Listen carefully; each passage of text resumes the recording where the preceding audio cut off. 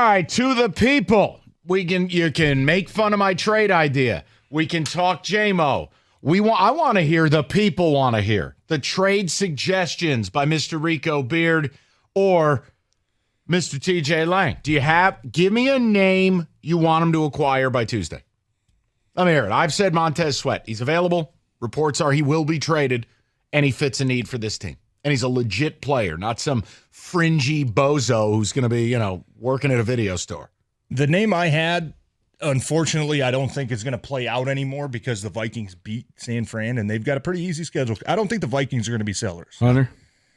Yes. He's got 9. Obviously, that's the lowest hanging fruit, right? You take the expiring contract, got 9 sacks. They already showed that the Vikings will do a deal with you. They did it last year for Hawkinson, right? Okay. I think, unfortunately, though, that's off the table. Okay. Mike, you laughed at me last week when I said it. What? This guy had a hell of a game last week against Commanders. Leonard Williams. I didn't laugh. He's just $30 million. You told me he stunk. You told me he was terrible. Time out. Yes, you did. Factually speaking, Rico, since he signed his contract, he's been ass. Really good game last week against Washington.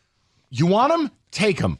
I think that might cost you a 4, a 5. If you gave me a 4th-round pick, I will bubble wrap him and deliver him to you. 100% would absolutely consider that, would absolutely offer that if I were the Lions, because I think more than maybe an edge rusher, you need somebody in the inside that can push the pocket. If only they could have taken that in the draft. Yeah. Well, quit living in the past. Okay. But I'm going to give you that. That's my target. I think Leonard Williams could be on the move, I would love to see him on this defense. I like it. I have one. I don't know if the Lions are going to be willing to pay the price. Okay. But there's a history there. What? You give up this year's number 1, maybe another lower pick. Okay, you better tread real lightly here. For Aaron Donald. Oh, my God. Because, the Rams are about to hit full rebuild, reset. We need picks back. You're the Lions. Go all in. Don't halfway do it. They have a relationship already in dealing with the Rams. Why not? I'm leaving this to him. They're in the wild card race right I'm now. leaving this to him. But the Rams, their future, David, it's bleak. I'm leaving this to him. I'm with you, and I think that would be awesome. The problem is it's not PlayStation. Giving up. No. The problem is giving up a future 1 or more for a guy that you're damn well sure might be retiring after this year. But I'm saying now there has to be assurances, but your 1 this year is not great. So if you were ever going to give up a 1, this is one where you're going to be drafting in the 20s, maybe even the 30s. Point for Rico. I would rather give up a 1 for a younger player that I think I have a chance at. I'm just saying for a few more years. This is push your chips in the middle of the table. Let's just go for it. Yeah, it would be aggressive. And look, if Aaron Donald got in this team for the rest of this year, and I considered him a legit Super Bowl contender, I was thinking about it. No offense. I'm not trying. Picks. I don't care. I'm not trying to pile on. You got a 1st-round pick now. Who's not doing anything for you? Yeah. So if you lost another 1st-round pick, you're still winning games. Yeah. Up next, Jack Campbell. Do you think Mike Evans could be on the move? But I know we're all kind of focusing on the defensive side, but it's funny you said that because I do have another name.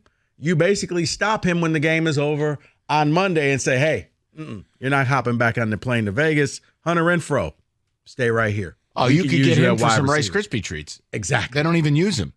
It's interesting when you brought up Aaron Donald. You're like, man, if there was only someone in the draft they could have got. Jalen Carter's your number one defensive tackle on PFF. I'm trying to move past that. I don't want to run around with the flag and wave it. Right. TJ, it's just too easy because Lions fans don't want to hear that, and they're just going to end up hating me. If only they had the ability last year to take a run-stuffing difference make. Oh, wait. Jordan Davis, number 14 on PFF. Okay. You know that the Lions... I got laughed at. You know the Lions and every other team that passed on him were expecting this. They were probably saying, guys, might be passing on a generational type talent. You know what? Yeah, like Micah Parsons. He's probably going to have some great moments. He might have a great year, but in our projection, we think for the long term, maybe not the best. And like, time will tell. I don't know. I haven't heard anything since Jalen Carter's been in the league that he's been a problem. I'm just but saying I think that was the thing that they said. Look, guys, we're probably going to look bad by passing on this Jalen guy. Carter probably had the worst 2 months of his life. And I kept saying, you know what? At the worst possible time. Right. And I'm like, well, and then Cookies, he's just too fat. Look at him at his workout. He couldn't do this.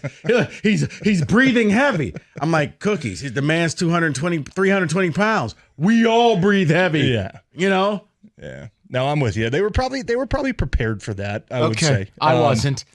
No, and anyways, get back to positive. You think Mike Evans could be a possible target? No. We all kind of mentioned him. Can I tell you, when I watched him play, here's my beef with him. I don't know what's happened to his hands. I have seen Mike Evans drop more passes this season than maybe in the last 5 combined. He looks frustrated to me. He wants a contract. He's old. He's always nicked up, and now he's dropping passes. Yeah, that game last night, he looked up. What's he cost?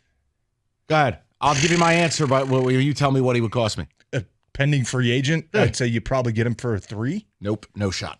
You don't think so? No, I don't. I won't give you a 3 for him. Oh, no. You're not saying that. Okay. No, I would much rather take the resources and get players you guys talked about. It's kind of the battle of, do you want to beef up on defense, or do you want to just try to make this an extremely explosive offense? I don't know. Here's the package deal. What if, now the one name I'm going to bring up, I'm no fan of him as a human, but what if we get Montez Sweat via trade and then we bring back TJ's favorite guy? Sue? Bam. Cost you $10. I wouldn't hate it. I mean, I wouldn't hate if I saw a report that said they brought in Sue for a workout, for That's a meeting, it. for 20 an snaps a week. Wouldn't hate it. 20 snaps a week rotational, and we get Montez Sweat. I'd be lying to you if I said no, Mike. I know you're a huge fan of his. Yeah,